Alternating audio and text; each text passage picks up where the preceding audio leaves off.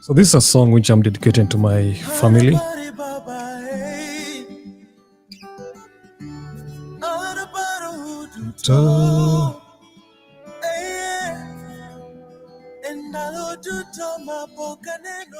You know, it takes great courage to talk about this. I'm going live today on Facebook, YouTube, LinkedIn for the first time, because I've reached a point where I have to speak.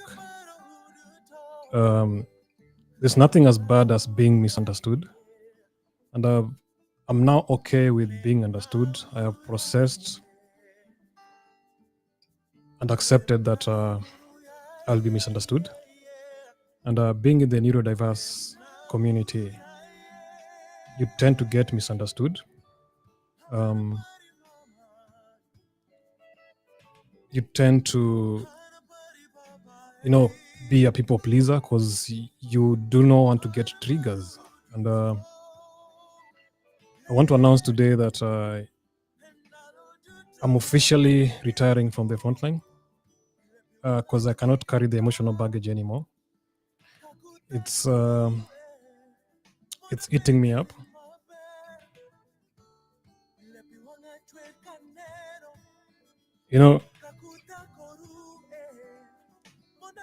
The kind of moral injury I'm carrying is crippling. I've lived a life not knowing who I am. I've lived a life not knowing that I fall in the special needs category, And my biggest trigger has been my family, and I'm not blaming my family, it's because of ignorance. And why I'm going public is because I just want to be human, I just want to live a life I never had. I've lived 4 decades of trying to fit in a box. I've lived a life where I have struggled to fit in a society that is skewed towards academic progression or academic papers. So I find that I'm someone who is self-taught. I'm a self-directed learner.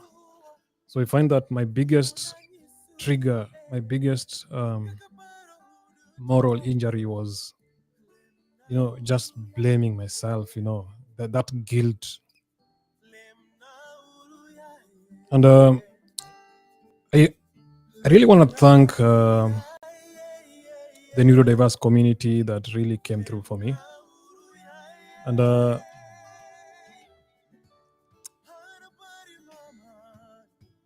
it's not been easy to have moral disability. It's not been easy to have moral injury. It's not been easy to have moral distress, especially if you're in the neurodiverse spectrum. And when you're in the neurodiverse spectrum, you tend to process things twice or thrice. You tend to process emotions maybe 10 times normal people, And my moral disability is more of, when your moral compass gets distorted, it gets distorted because the values which you held or the convictions which you held highly get distorted. And you tend to suffer from, guilt, shame. You blame yourself, I've seen so much death which were avoidable. I've seen so much grief cycles. I've seen, when you are in the neurodiverse spectrum, I have ADHD and I have dyslexia, which are diagnosed in my 40s. And to find these neurodiverse conditions, I don't call them conditions because I'm still learning them, they make you to be highly empathetic. They make you to be highly compassionate. You will feel people's pain. You will read people and get to know their trauma. And you know, I really want to talk about this because I want people to understand me. And I want people to understand that there are some disabilities which are not visible. And when we label people in the neurodiverse community that they cannot concentrate, they cannot sit still. As a boy in school, as a child in school, I suffered from sensory trauma. I'm someone who, when I'm in a class, you have to disrupt me for me to concentrate. And disruption does not mean that you have to shake me or anything. No. When I'm in the class, I process every sound with details, as in, if someone is chewing something, you hear it like twice or thrice, or if someone drops a pen in the class, you tend to pick that sound. If someone is flipping the pages, you tend to hear that, and and these are things which I was grappling in the class. As the teacher is teaching, I will look at the roof, and you get to see patterns, you get to see the symmetry in the class, so you kind of tend to divert your attention to the symmetry. Or if there is an insect buzzing, you will hear zzz, you will tend to pick that sound, and or feel people's heartbeats. And also another thing I struggled with in class was reading people's emotions. And it's something I didn't know what it was, because when you see people, you see through them, you get to see who they are, you get to see the kind of personality they are. And this is something which I've come to learn, that it's energy. And being in the neurodiverse spectrum and having this sensory overload, man, it's crippling. And teachers will label you not attentive, parents will always punish you, and people around you will be like, you never concentrate, or you're always fidgety. Like, I can't sit still for a minute. I can't. I have to keep moving up and about. I have to keep moving. And for those who notice, check all my photos, I always have to hold my right hand, because it keeps moving, it keeps shaking. And this sensory overload, it's why I always wear headphones. When if you notice, again, I always have headphones whenever I go, because I want to shut off music, I want to shut off sound, I want to shut off surroundings, because I don't want to crunch data. So I just wanted to raise awareness today on the kind of traumas I've been carrying, because I think I'm now at a place where I can comfortably talk about my trauma. I'm at a place where now I can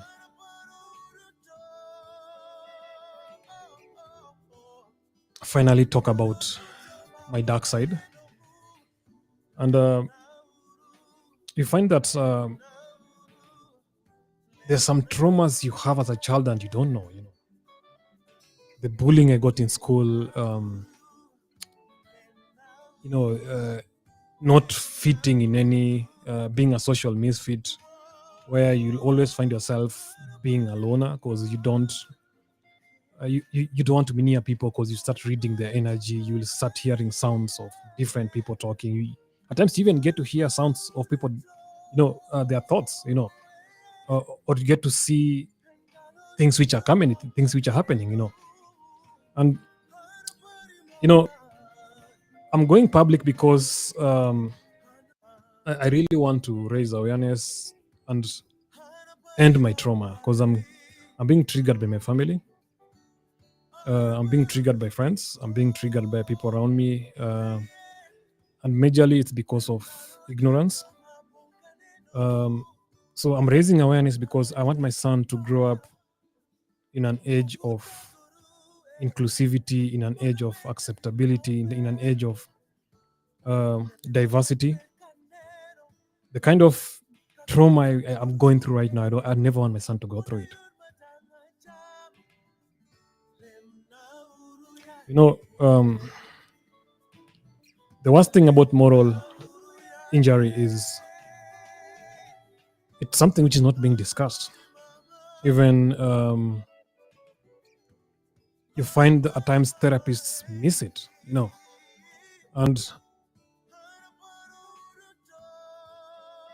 when you are constantly on the front line and you get to see death, you get to see disasters, you get to see reputations,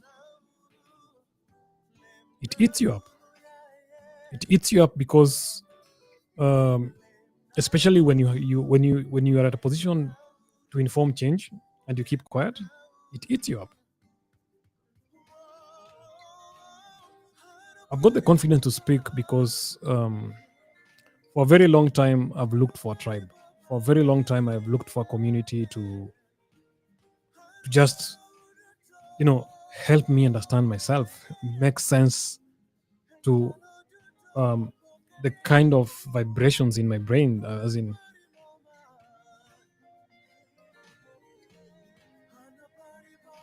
it's very fulfilling to finally connect with Kenyans who are in the neurodiverse spectrum.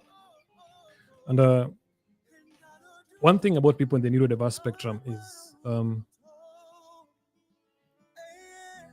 we understand each other. They understand you, and they get to feel you. They get to see. They get to see the kind of struggles you go through. You get to hear their stories in your story. And I just want to first of all thank very close friends who have been there. And first of all, I just want to thank Tom. Tom Ogola is that friend who can actually hear you when you're quiet. Is that friend who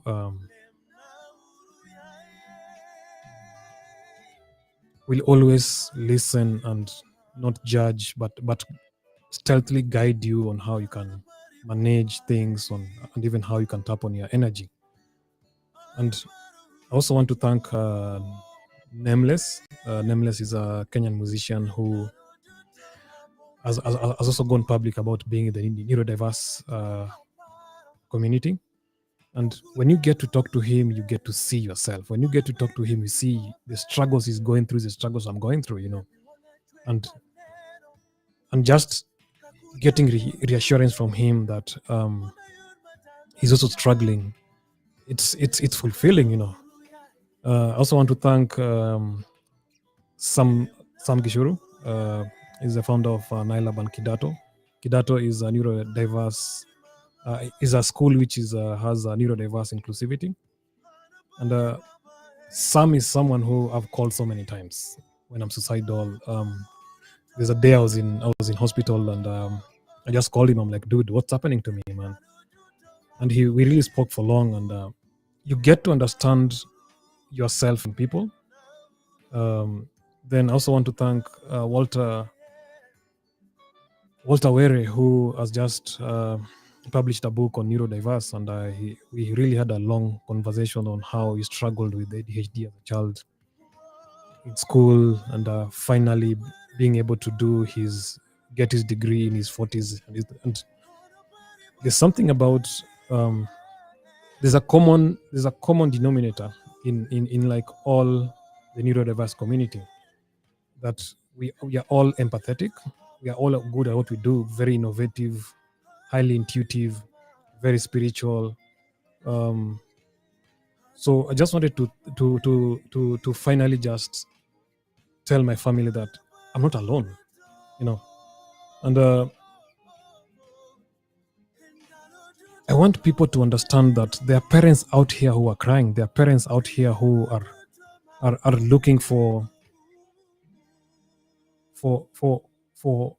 people who can speak their language. And I really want to thank Sam Gishuru. When he invited me to Kidato, he was having what do you call it? He was having like a parents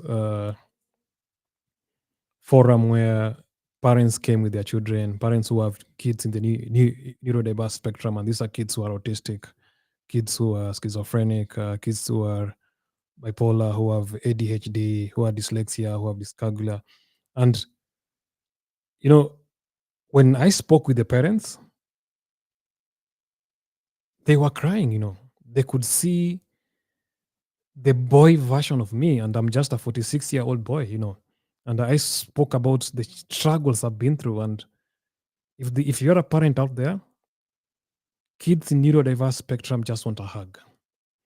Kid in like, I can talk about me. Let me talk about myself. I'm maybe 46 years old, but I have a mind which processes emotions like a toddler, like a child.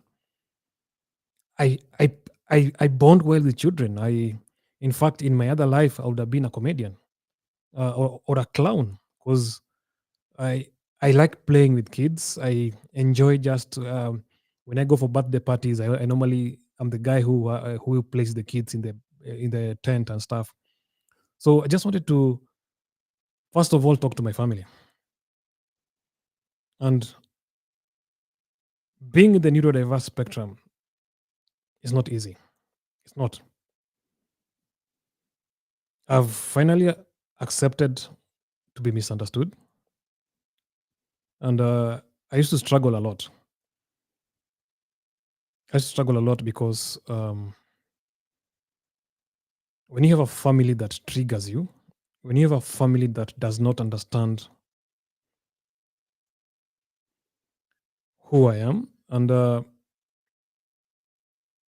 have a digital persona which my family don't even know who I am. I do things which I don't even tell my family. The kind of emotional baggage I've seen, I can't even tell my family.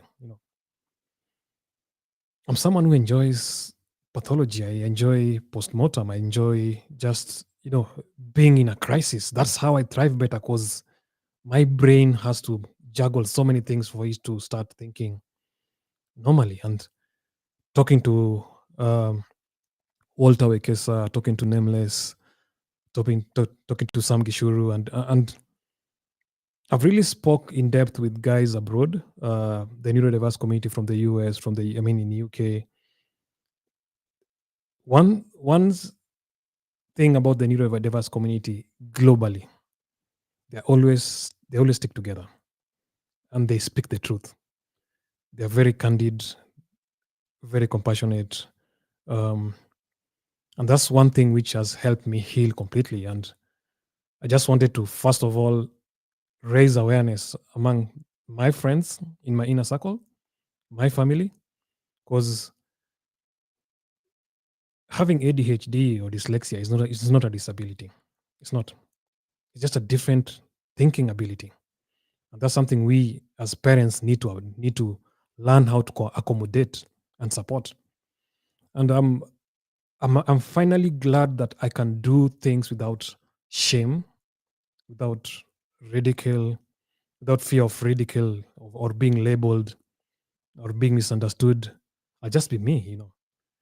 If I came up with solutions for government, for the UN, for the Red Cross, for dozens of campaigns in Kenya, it means that the neurodiverse community can actually help solve solutions. And I'm so glad that when I went public, I've received so many inboxes from journalists, from comedians, from musicians, from persons in high ranking offices, even including government, that they fall in the neurodiverse spectrum.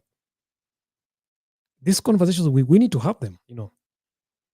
And when you get labeled by your own family as someone who is a psycho, it fucks you up. It eats you up.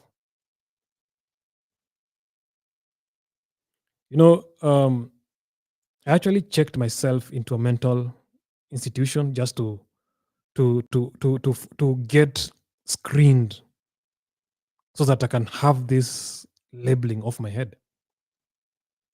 And there's one doctor at Madare Teaching and Referral Hospital who I really want to thank, Dr. Masi Karanja. This doctor will just sit with me for hours and tell me, Philip, you are normal. In fact, Philip, you guys are you have a very different way of thinking. And she used to reassure me, like, just keep doing what you do. So when you find, uh, you know, it's really painful talking about this. And I'm someone who does not talk a lot. I'm someone who I soak things like sponge. The kind of pain I've carried, the kind of trauma I've carried as a child, as a young boy, as a father, as a husband, it's not easy. It's not easy to be that persona out there who sees death, then you come home. It's not easy to be on the front line where you see people die in your hands. It's not easy. It's not easy when you get used to the morgue. It's not easy when you thrive better in a hospital, when you thrive better in a fire incident, accident.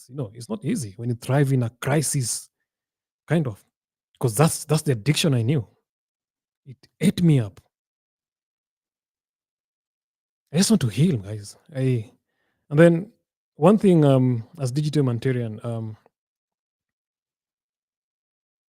if you ask me how I did stuff, I do not know because I don't have a playbook. The playbook is all in my brain. I think on my feet, as in when I see something, I'm very intuitive. I'll go with my flow and I'll find myself doing stuff. I'm able to read people emotions, able to read their energy, able to see people's tears. And my gut feeling is so strong that I can actually call people when I feel something. I can actually call people and I'm like, "Hey, are you okay?" And then you find that someone is going through stuff.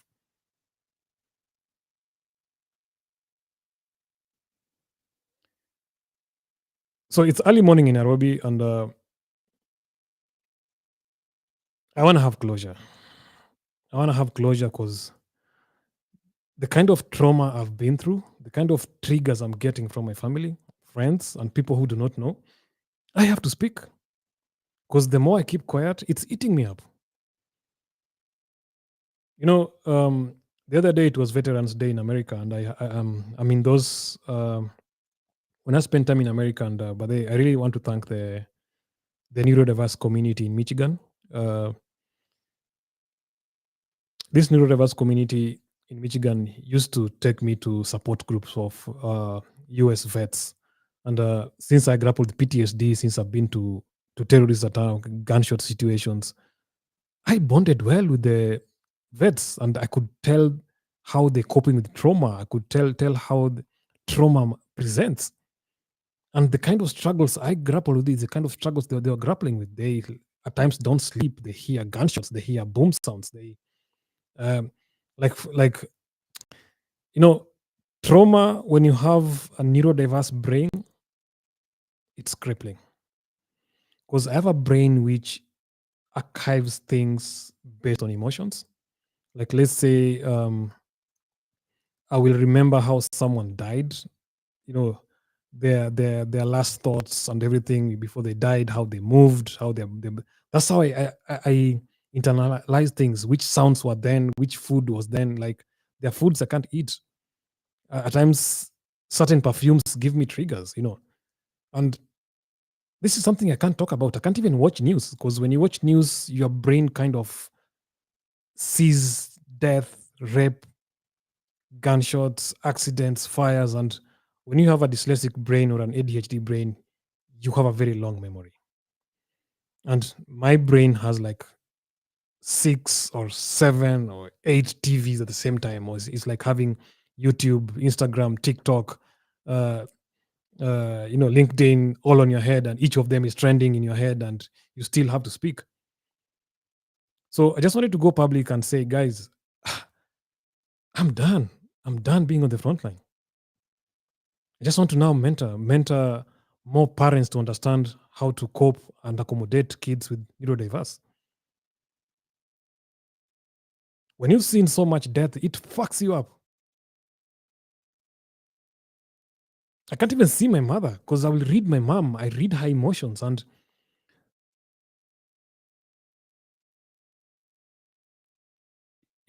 childhood trauma is something men don't talk about.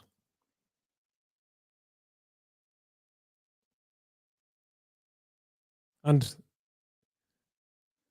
when I look at my mom, I can read her. I can tell her emotions. I can tell her pain. She may not tell me, but I'll tell her, Mom, what's up? If something happens to my son, I feel pain. There's a day he broke his arm. I felt pain. I'm like, what's happening? So I've reached a point where I want to be me. I want to speak, and I just want to go to schools. I want to go to universities. I want to go to workplaces, and I just want to raise awareness on moral injury.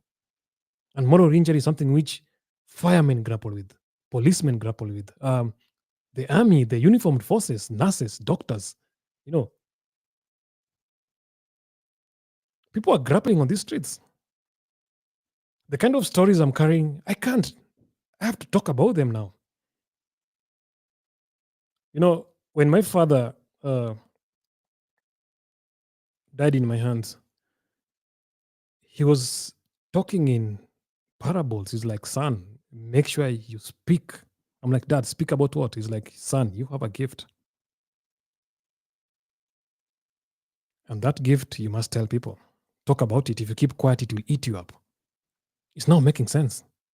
Now I understand why my dad couldn't speak. Now I understand why my dad was just, on his own, doing things on his own. Now I understand why my dad used to help people, because when you're in the neurodiverse spectrum, you have a kind heart, you have a compassionate heart, you see solutions, you see gaps, you see how to help people.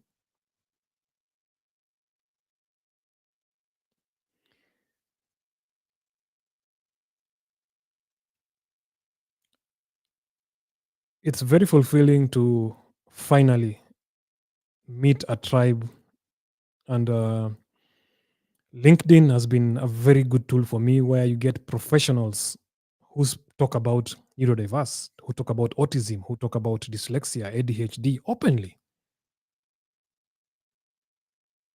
And they respond to your inboxes, they respond to your email, and you request them to, like, can I host a live? I'm like, yeah.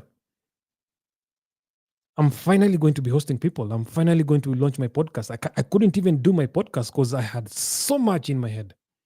I didn't know what was troubling me. When you suffer from moral injury, it fucks you up. It fucks your moral compass, where you always victim blame yourself. You have this guilt, this anger. You should have done something. When people die,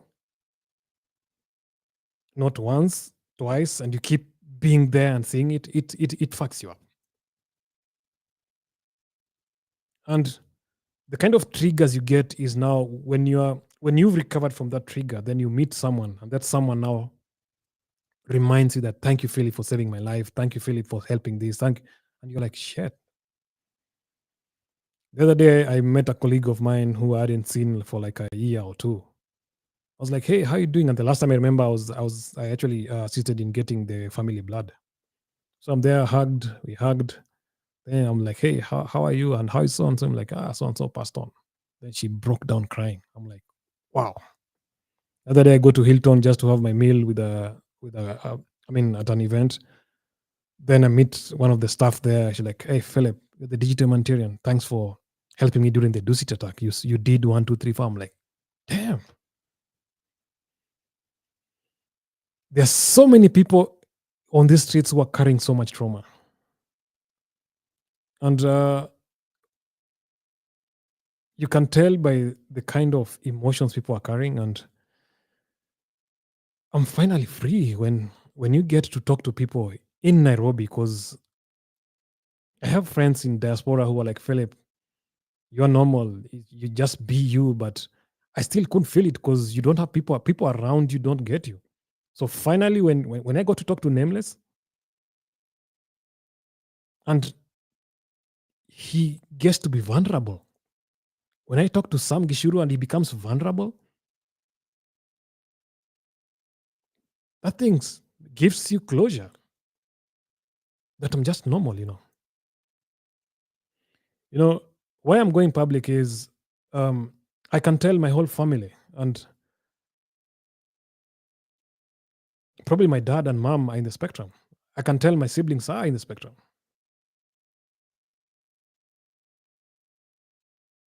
This is why I'm raising awareness.